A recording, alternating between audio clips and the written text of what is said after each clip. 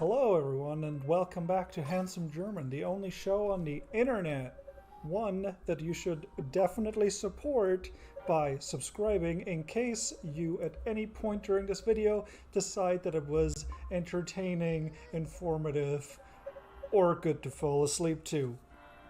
Now, I know this game has been out for a while. It's been out for quite some time. Oops, let's make that full screen. It's been out for quite a while. And it's Katana ZERO. It's quintessentially indie. It has a really nice pixel art style.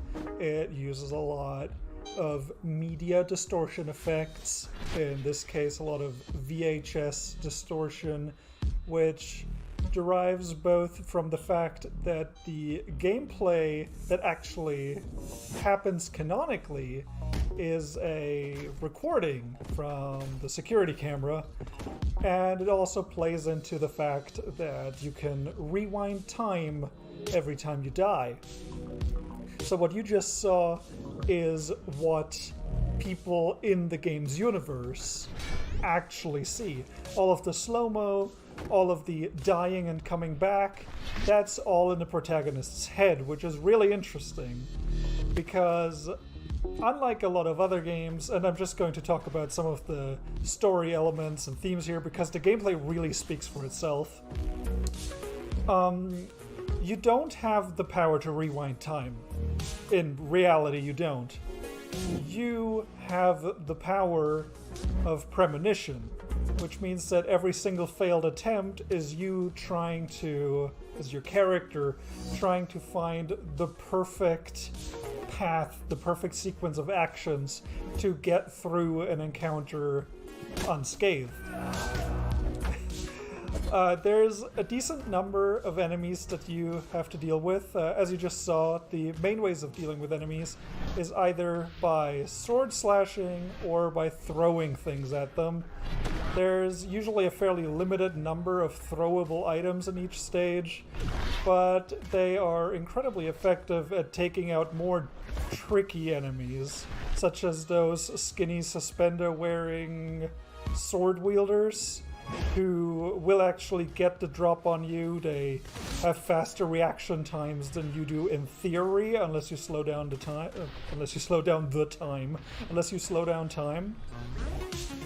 So those are usually the kinds where you're going to want to use your slow motion or throwable items to overcome them quickly and not risk getting horribly, horribly murdered by them.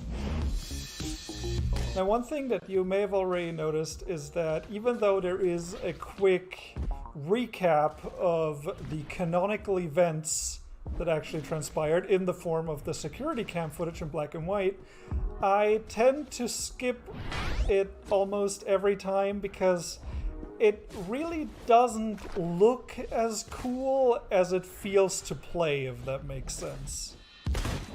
Now we're coming up on the target for this mission.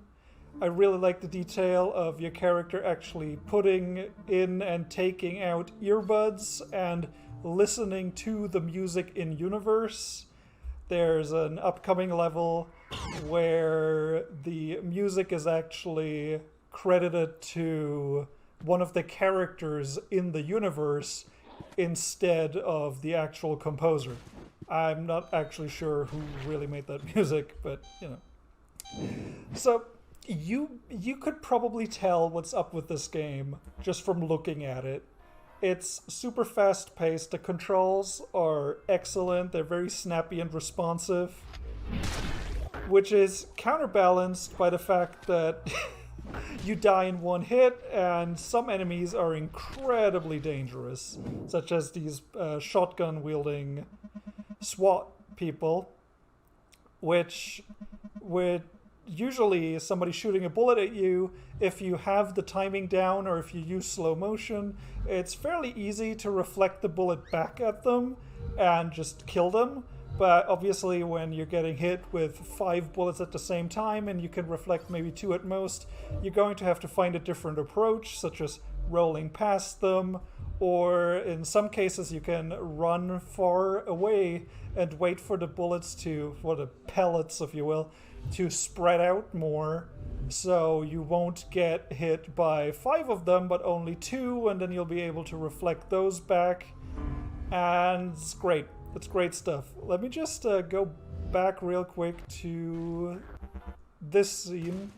We'll see it in a second. So the game likes to surprise you, which generally keep your finger on the slow-mo trigger. This is a really neat part of the game where during certain events you'll have dialogue choices, and those will actually affect the game in different ways. So on my first playthrough, I talked to the receptionist and told her, oh yeah, no, I'm just a cosplayer, don't worry about it. In this playthrough, where I decided to just be the meanest, most aggressive person, I just straight up told her, yeah, I'm here to murder people. So on my first playthrough, I was able to just walk past the SWAT that showed up, the SWAT people that showed up, because the receptionist was like, oh no, he's cool, he's just playing that samurai from X versus X. But in this playthrough, she was like, oh, he's the guy who's here to murder people, so obviously the police attacked me.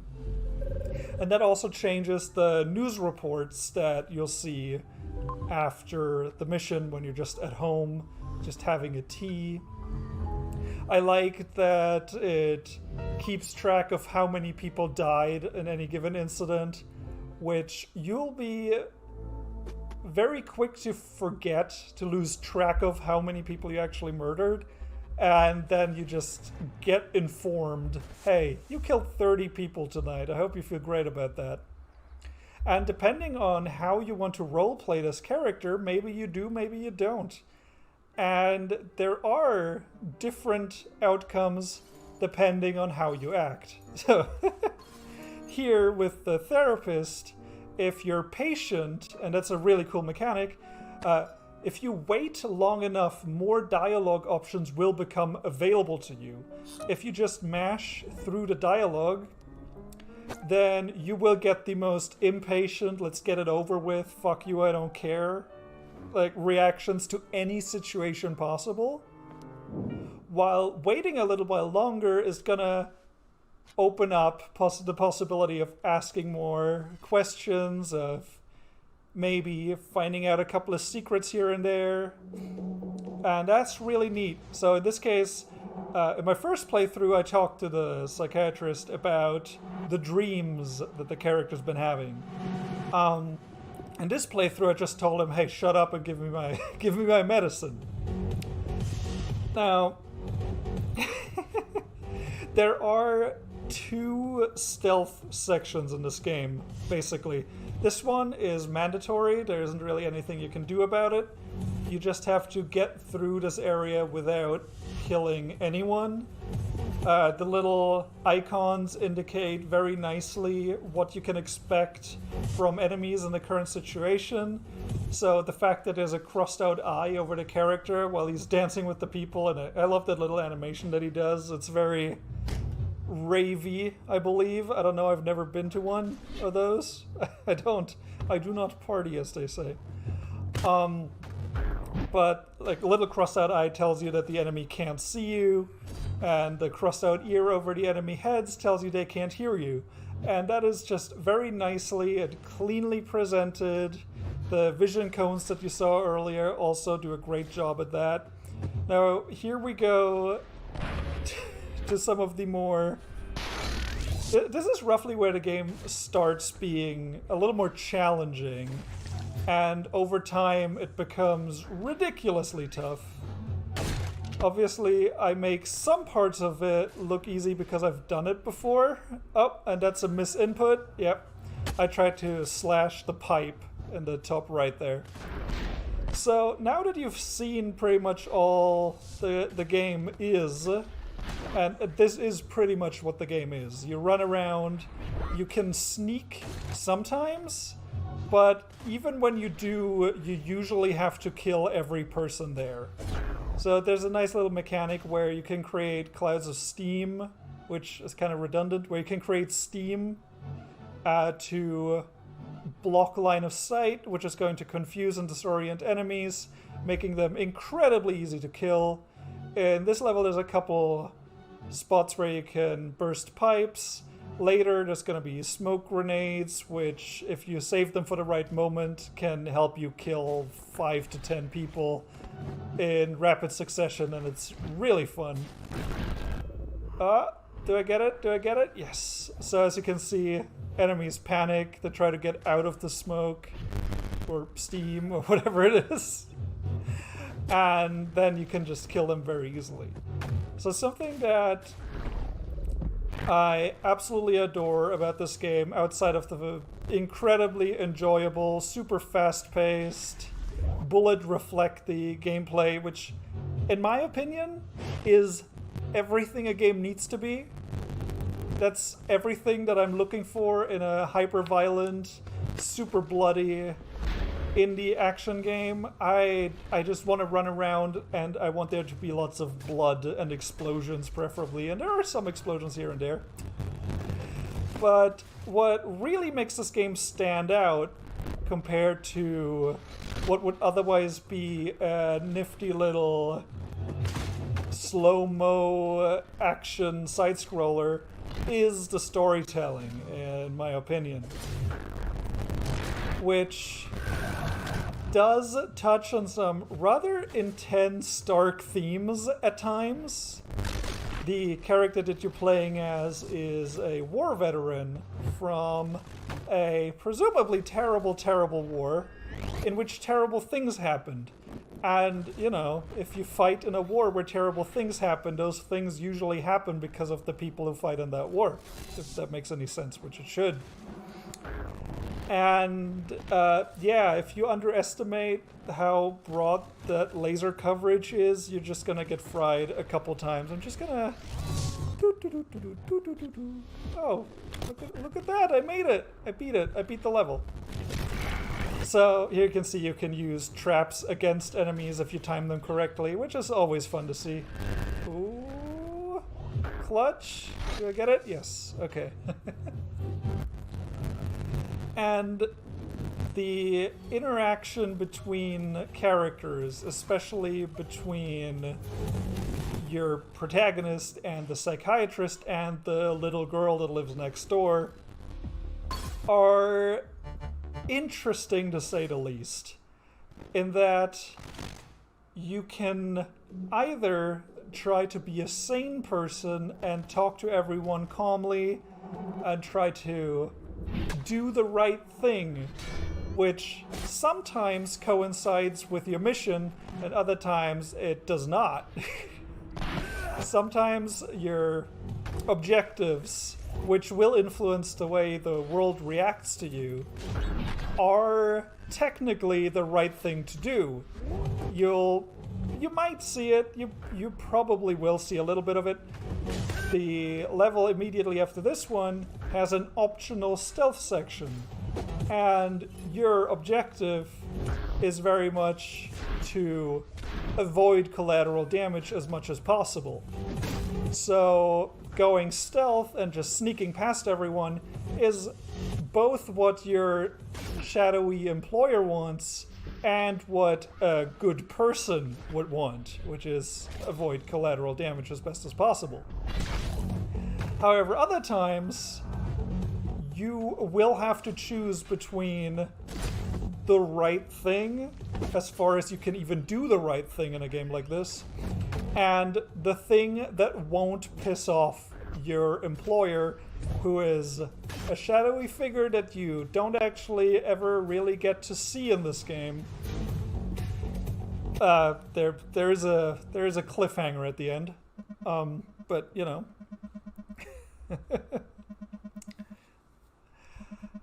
And oh yeah, shadowy figure is where I was. So, not knowing which parts of the game affect how much of the story changes is going to be a major part of enjoying this game. There are some moments that I found especially interesting where just going with the aggressive red option right off the bat actually led to a better result long term, usually because it ends conversations quickly that would have ended very poorly otherwise. And I think the fact that you can't really predict how your character is going to act because of his mental issues and because of his medicine, no more spoilers than that, you can try to be a good guy and then suddenly the game will glitch out and just skip to the, oh, just kill this person answer, and you didn't even realize it. Which this game does at times, and seemingly at random times, really emphasizing how little control your character has considering how much power they have. And it's this interesting discrepancy where inside of combat sections, you are this absolutely invincible badass because you can see the future, and if something doesn't work out, you just try again. You just plan something else and then try that approach in your preview of reality, if you will. And then you're sent into these dream sections, then you're sent into these dialogue sections where your character is basically powerless, where yes, you can influence to some degree what your character is going to do, what your character wants to do, but there will be moments where you just can't, where you think one thing and then a different thing happens and you didn't even realize at all what is actually going on inside the head of the character. You don't actually know how much of it has already happened, how much of it is happening right now, how much of it is going to happen in the future.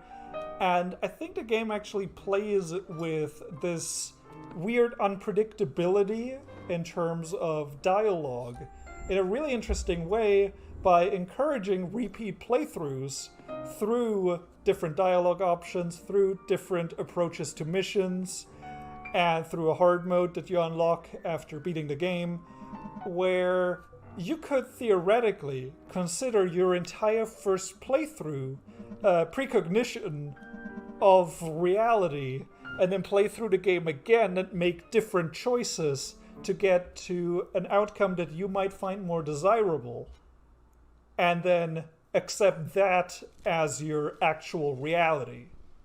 And it's this absolutely mind-bending, almost nonsense, but really well-written, logically coherent inside the universe. That kind of nonsense. That is only nonsense because it doesn't exist in real life. And that is excellent, honestly. I heard about this game when it came out and heard that it was good, and here's a nice little fake out for you. So yeah, you show up to this place and you're told not to kill anybody. So this is gonna go well for you. Uh-oh.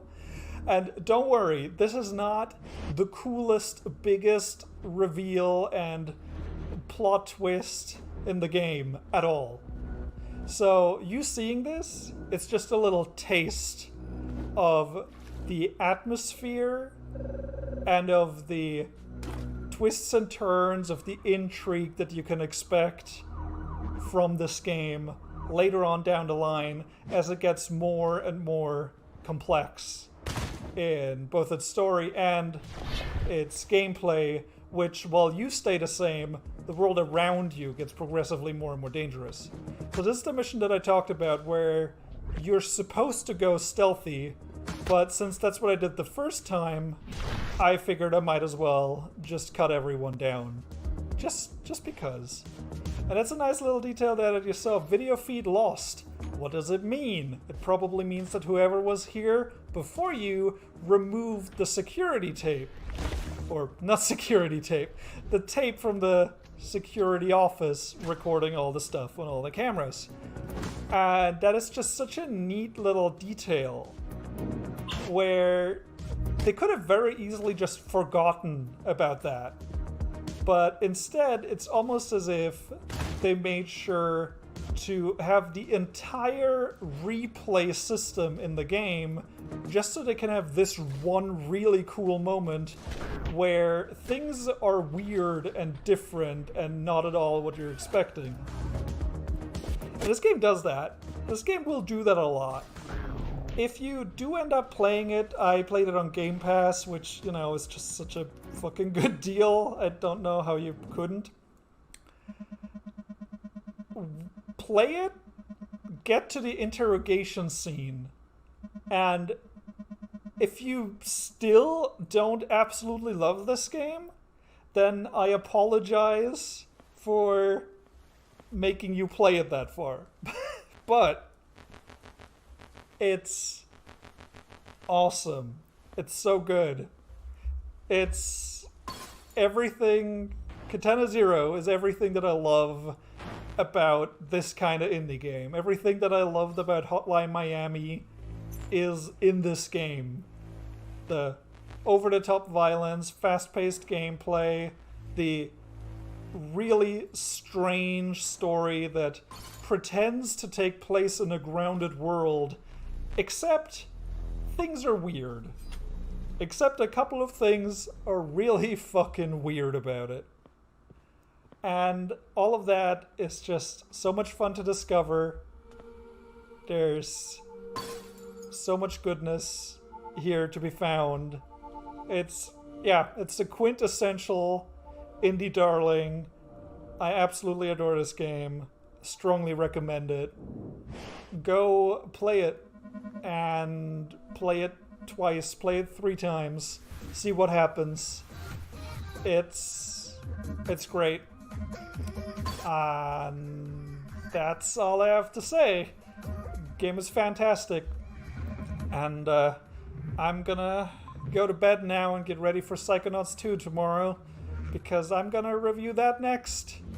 Probably do a preview after like 5 hours. I don't know how long the game is. I don't want to look up anything about it before playing it, because I've been looking forward to it for a while. So, hey, if you found this video entertaining, informative, or good to fall asleep to, make sure you subscribe, because, yeah, 96% of people who watch my videos, which is like, you know, 96%, that's like 8 people, aren't subscribed. So make sure you do so if you enjoy these kinds of videos, and I will see you next time. Bye-bye.